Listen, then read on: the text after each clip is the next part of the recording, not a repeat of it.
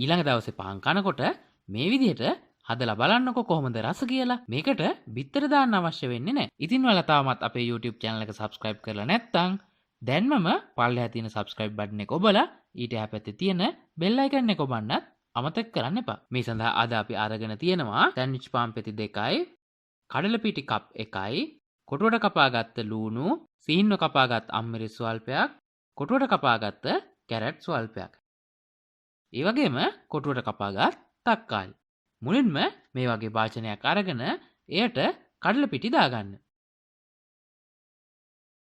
ඊළඟට ඔයාලට අවශ්‍ය රස අනුව ලුණු එකතු කරන්න. ඊළඟට කහ කුඩු තේ හැන්දක් එකතු කරන්න. ඊළඟට මිරිස් කුඩු තේ හැන්දක් එකතු කරන්න. ඊට පස්සේ මේ විදිහට වතුර ටික ටික එකතු කරමින් ටිකක් ඝන බැටර් එකක් හදාගන්න.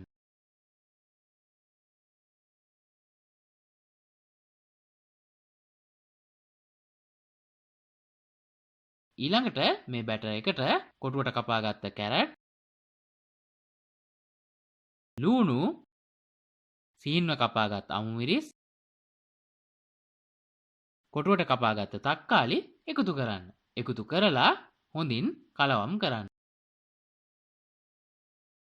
ඊට පස්සේ මේ විදිහේ භාජනයක් ලිපේ තියලා ඒ මත පොල් තෙල් ගාගන්න.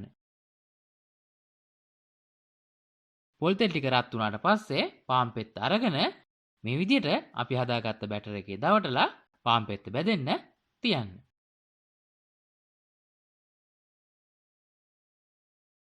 බැටර් එක දවටනකොට පාන් පෙත්තේ එළවලු කෑලි වැඩිපුර ඇලුනේ නැත්නම් මේ විදිහට හැන්දකින් අරගෙන එළවලු කෑලි පාන් පෙත්ත උඩට දාගන්න.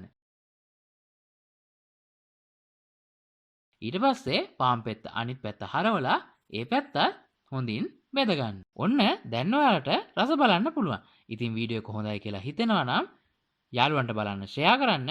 වීඩියෝ එක පිළිබඳව ඔයාලගේ අදහස් අනිවාර්යයෙන්ම පහලින් කමෙන්ට් එකක් දාන්නත් අමතක කරන්න එපා.